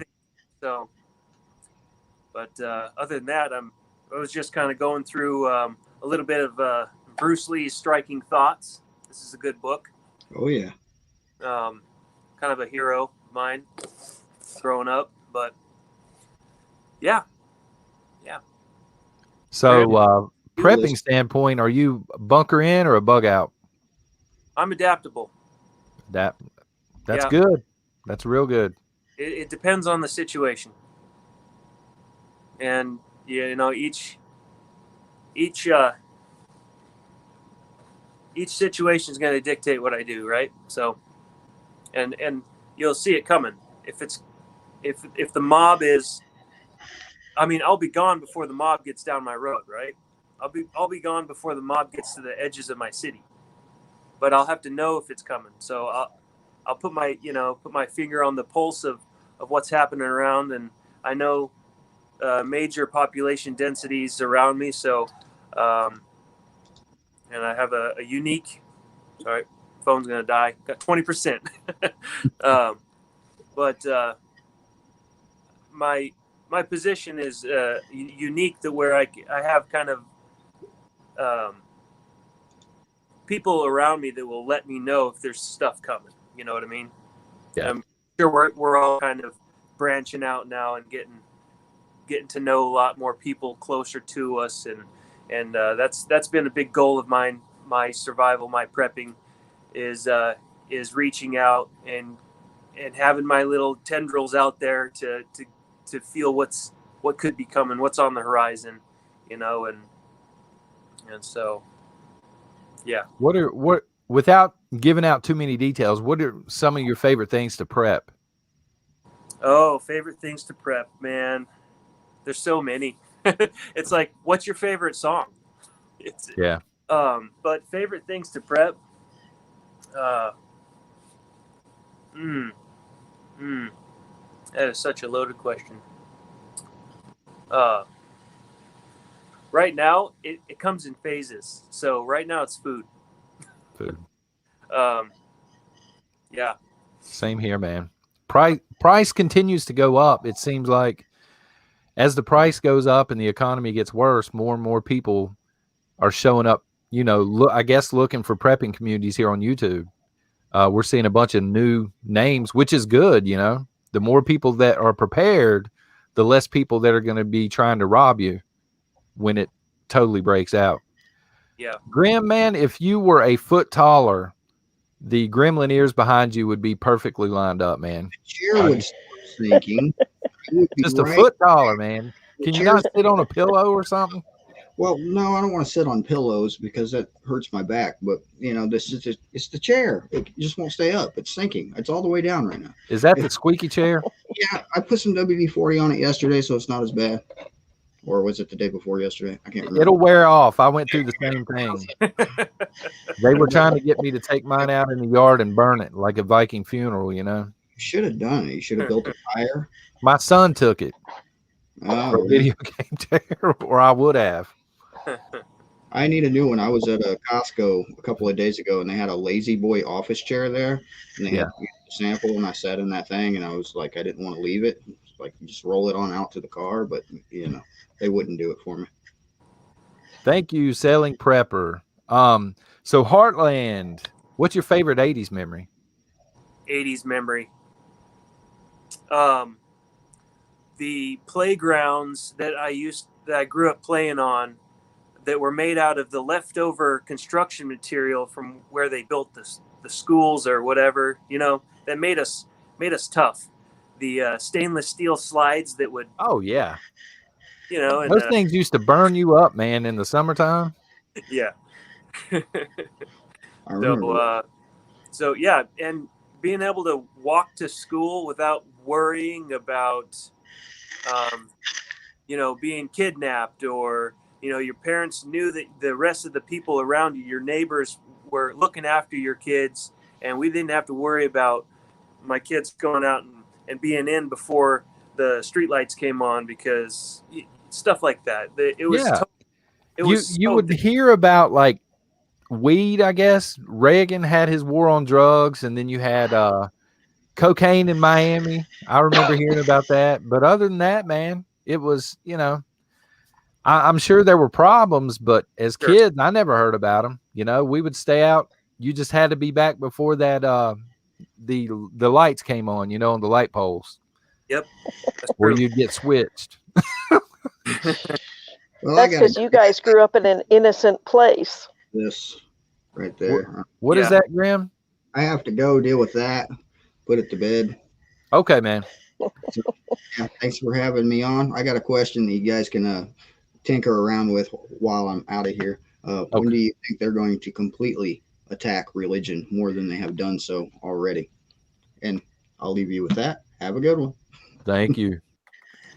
I think personally it's going to be like everything else, a slow and methodical process. Seems to be their game plan. How you doing, Greg? Hey, what's going on?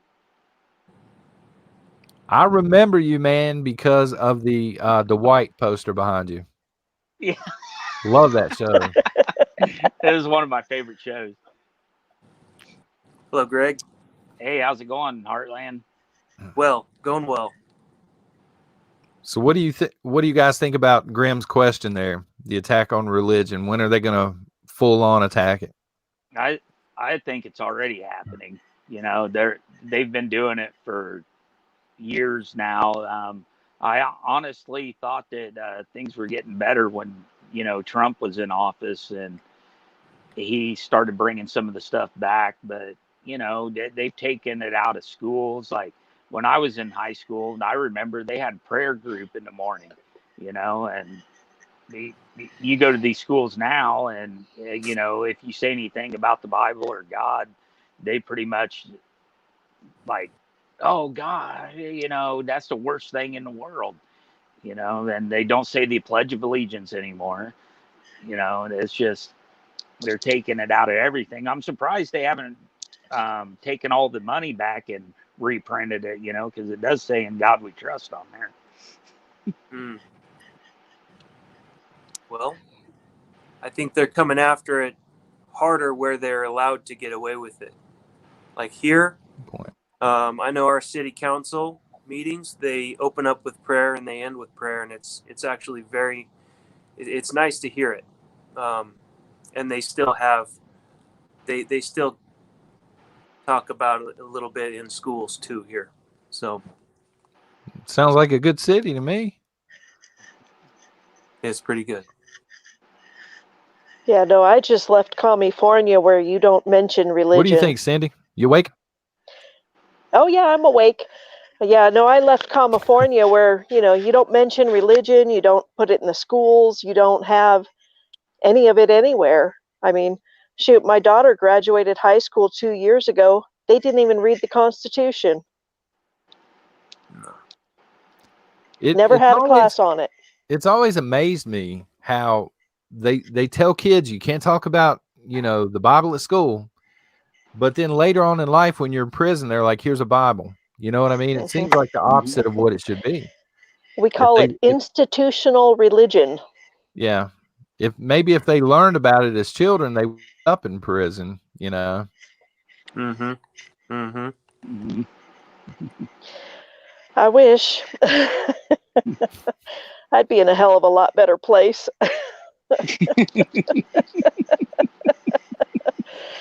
You know, then again, you know, getting attacked by inmates ain't fun. Mm-hmm. So Yeah, wait a minute. You do that for a living, Cindy? I'm a retired correctional officer.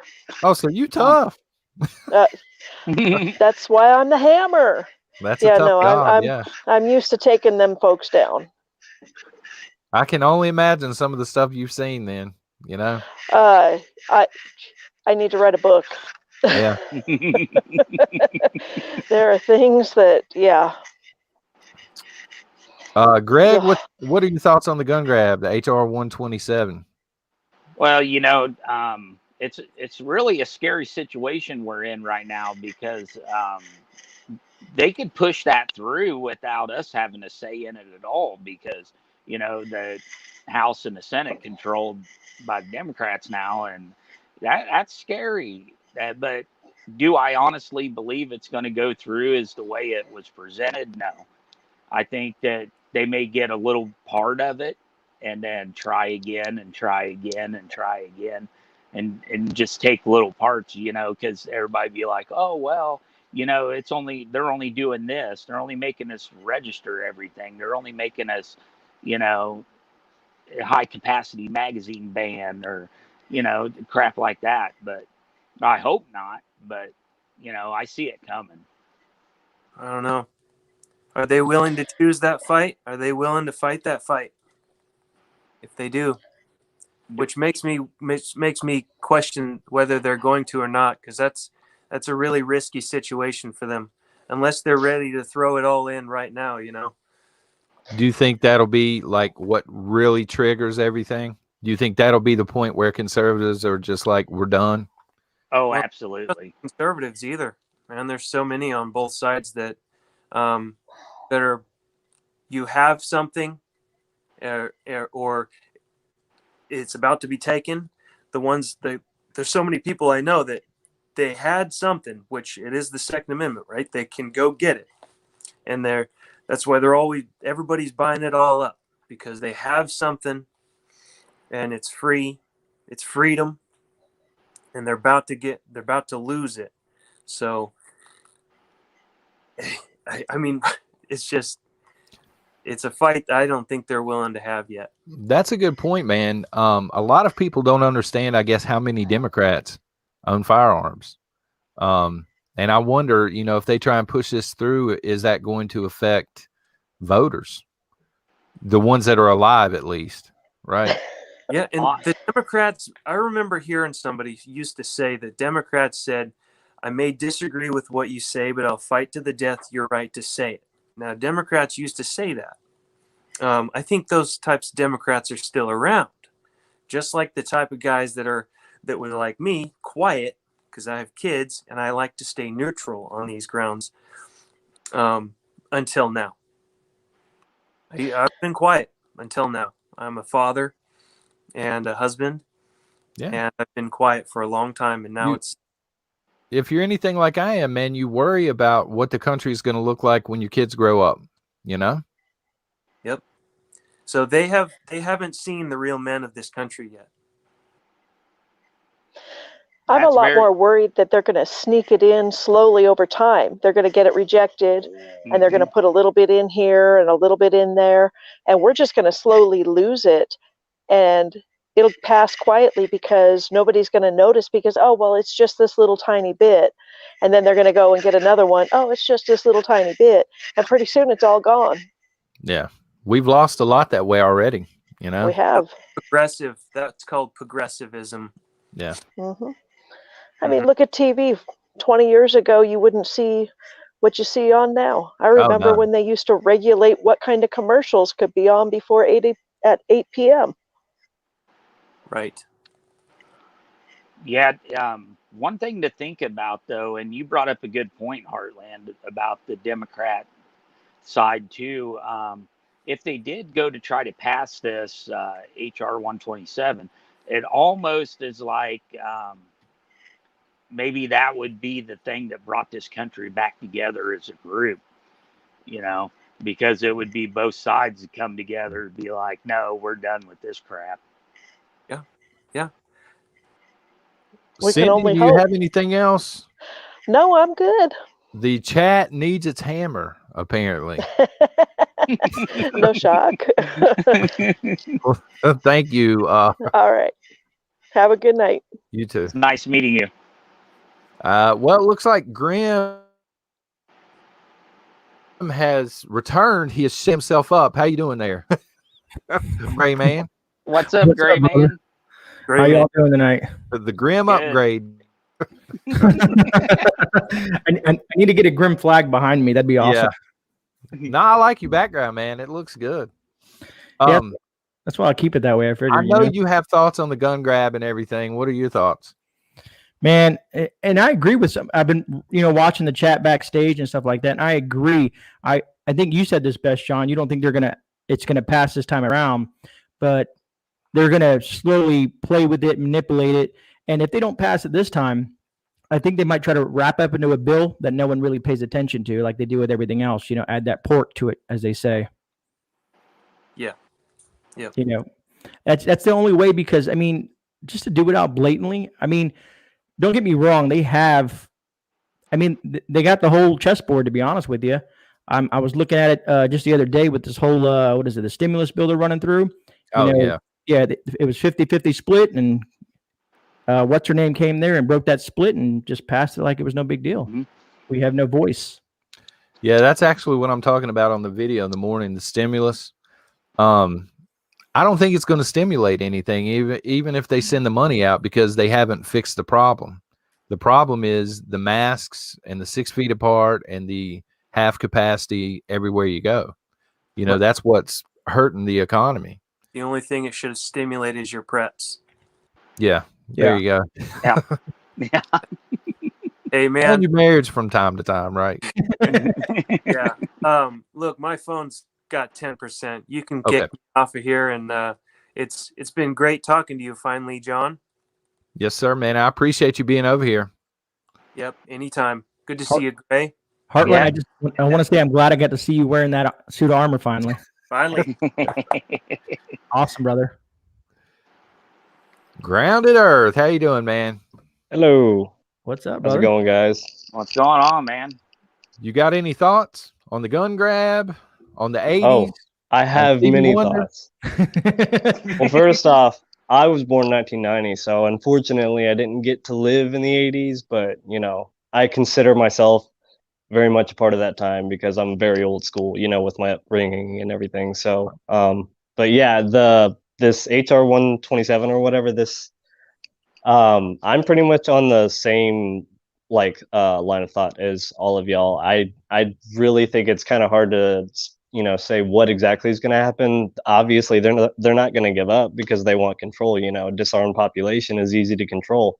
So I think they're going to keep just chipping away at it as much as they can. But I've always wondered, if an incident happened or something, if they started doing some kind of confiscation, in a small area or, whatever, what that could lead to is, kind of makes me wonder, because, it could go both ways. It could go really bad, or it could be something that could unify people and wake a lot of people up, so, but I hope it doesn't come to that, but I don't think that there's in my opinion, man, probably.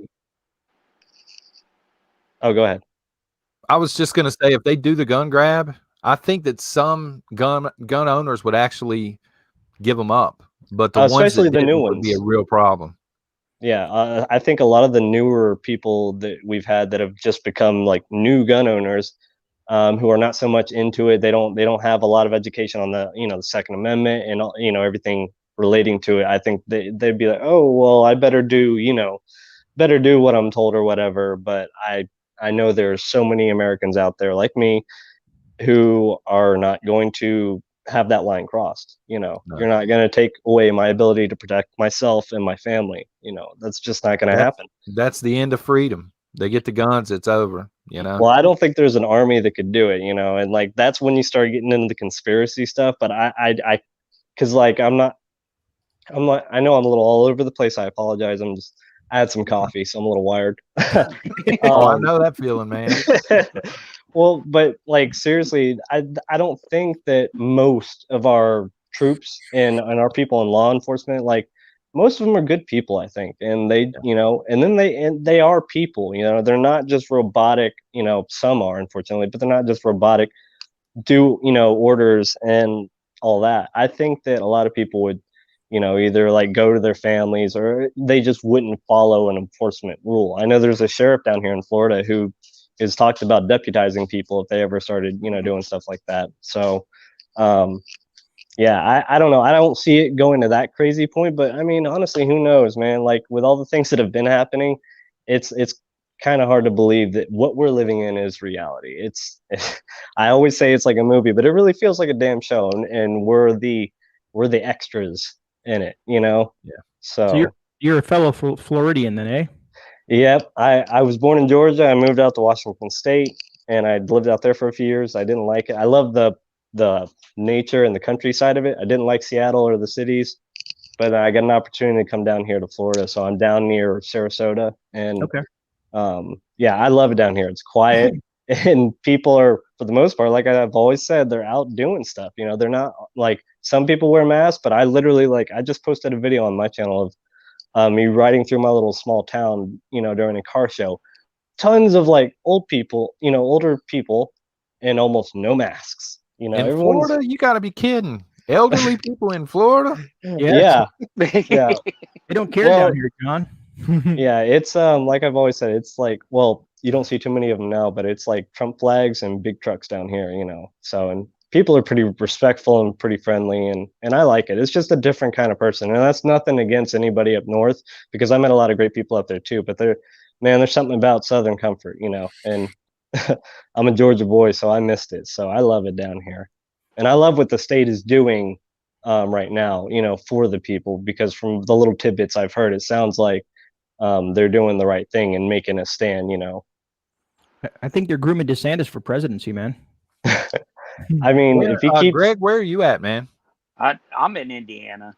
Indiana? Oh, okay. Yeah. There's tons of people in the prepping community from Indiana, man. Yeah.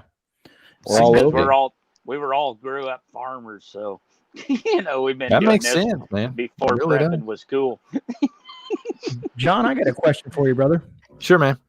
So, in regards to you noticed everybody, we were talking about HR 127, right? And this came up in my head a while ago, and I was thinking, do you notice anytime the Democrats are in power, there's always some huge event, you know, some sort of, you know, school thing, you know, I don't want to say the words, if you get what I'm getting at. Flag. Yeah, something like that happens, and then they push the gun thing more, and I'm thinking to myself, maybe they're going to use that to push some of these bills through. I think that's possible. Which is a scary thought, that people have to die for them to get their agenda. Did anybody see doesn't happen when Democrats aren't in power? Agreed. Did anybody see the thing about the raid in California? I think it was that they went in and they found all these guns and this collectors, like they had them all laying out in the street and everything. I mean, anything's possible in California. I didn't hear about that. Yeah, they said the ATF did it. I don't know when it was, but apparently it was a house that was down from the Playboy Mansion that they raided. So Kay Marie has it's a funny question just to answer here. In the prepping community, which prepping creator would be a serial killer? What prepper would most likely be a serial killer in the prepping community? Kind of want to plead the fifth on that. Yeah, if she's talking about Cocoa Pebbles, Kay Marie, but if you're talking about serial killer, I don't know. That's Good question. Yeah.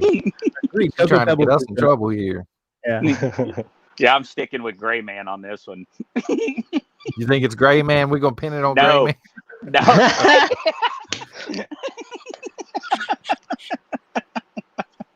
No. I'm just kidding, Gray Man.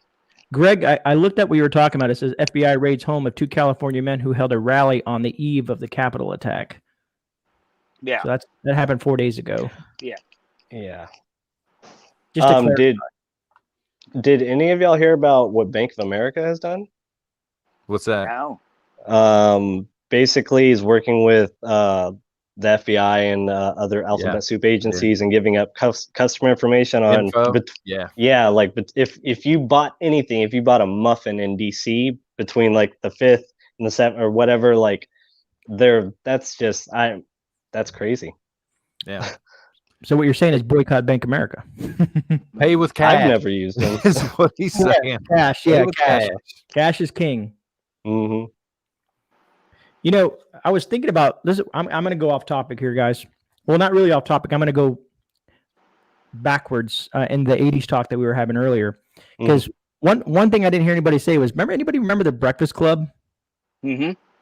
Yeah. I mean, that was that classic, man. And then I know, John, you're into zombies just like I am. I'm waiting for The Walking Dead to pop out this week or next week when it comes out. But the zombie genre in the 80s was phenomenal, man. The movies that were coming out, man. And I know it. Yeah. Missed those good times. Hey, John. Yeah, man. You said you were a nerd. So I had to show you this at least just for once. But this is my little nerd paradise. Oh, the retro systems and stuff, man. Yeah, I got everything. Wow. All the games. Nice. Yeah, I don't have all that, man. I got like all the minis. You know what I'm saying? The mini consoles.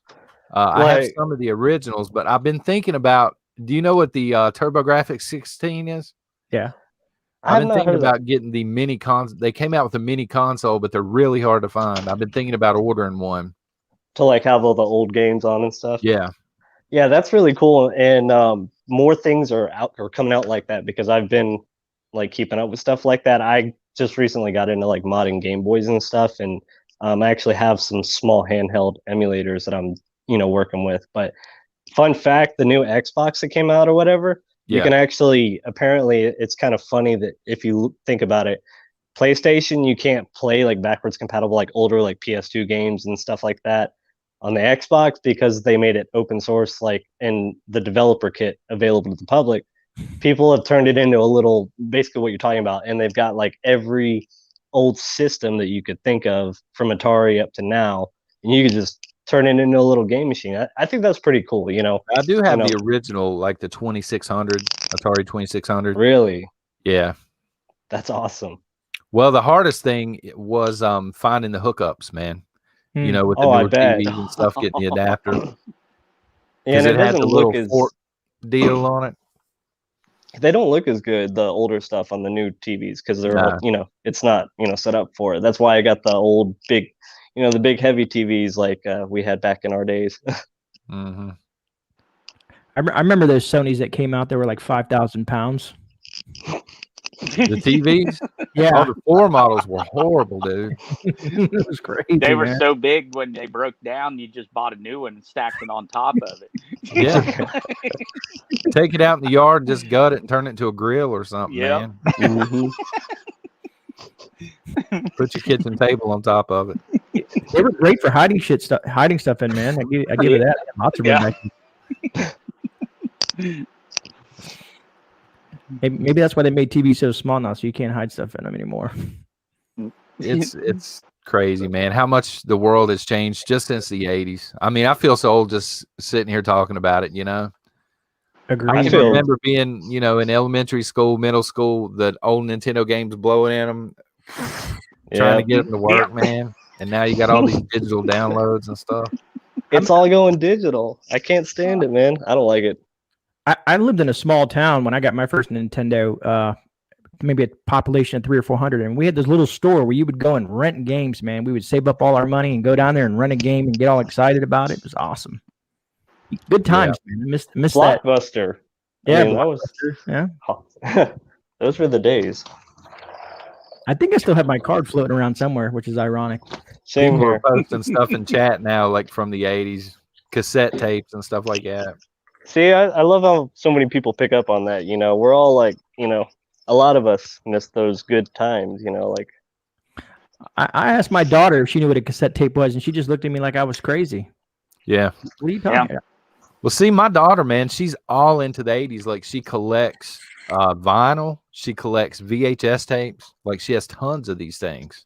That's awesome. Yeah, man, she's into like AC/DC and the hair bands and stuff. It's crazy. How about we take My it? son, not so much. He's all up on that new tech stuff. How many of you guys remember the Betamax? There was a competition. man. VHS. Yeah, that was. I didn't own one. I did own a Laserdisc. You guys remember those? Wow, they were like huge. Yeah. Like a gold record. Get halfway through and then you got to flip it.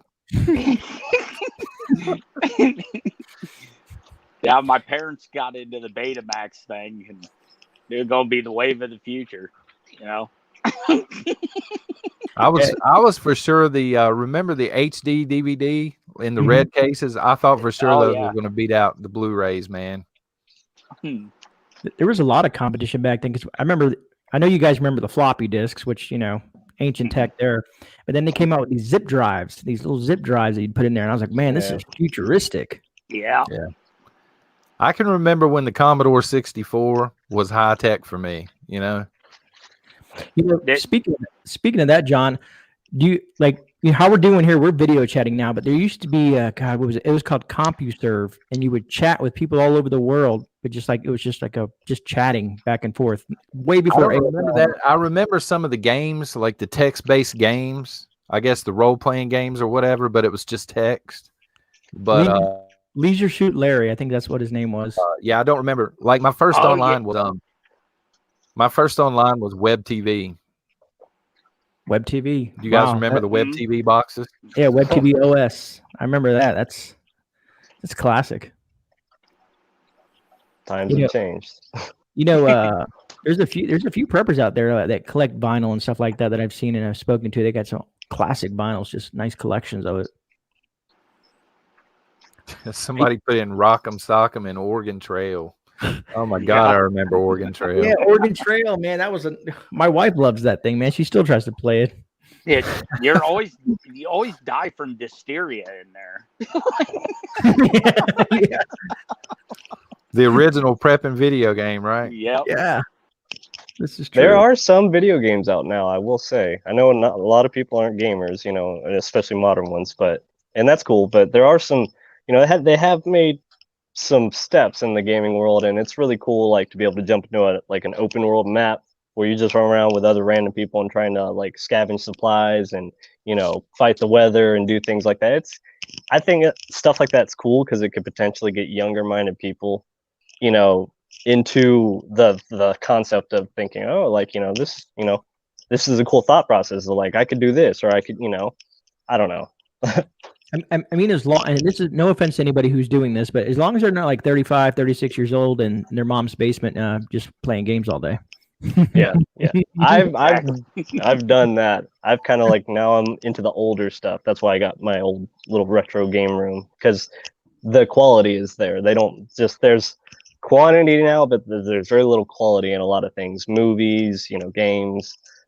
It's just, yeah. I'll go out and I'll get the retro stuff like the minis I was telling you about. But man, honestly, with the schedule and kids and being married, probably once a month, I'll actually sit down and play them. The rest of the time I'll watch TV and I'll just fall asleep. I don't even play that much, believe it or not. I was just dabbling on some Super Mario earlier, but I did want to show you. I had that little room because I thought you'd appreciate it. It's man, just for real.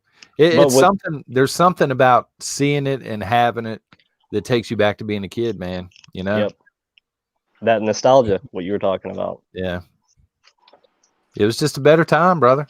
Mm-hmm. So you guys got anything else? It's been 2 hours. Holy crap. I'm running over. Do you guys have anything you want to add? Where's Marie? Marie didn't show up tonight. Yeah, I thought she was going to be on. Marie Hempstead? Yeah. I've been waiting. She was supposed to email me. She bought a pair of my women's, what is it called? Leggings. And she was supposed to send me a picture on email. You sell women's leggings? On the Teespring. On Teespring. Okay, okay, Gray- man. I thought it was like a side hustle you got going on there locally or something. Out of Gray your man, trunk at the beach. Gray man got merch, man. He's got it all. I was hoping Arkansas would buy a pair of socks so I could see him use it on video. Oh man, he at least needs to get like a customized sock, with Super Mario or something on it. Yeah. We need to make him one. Somebody should, yeah.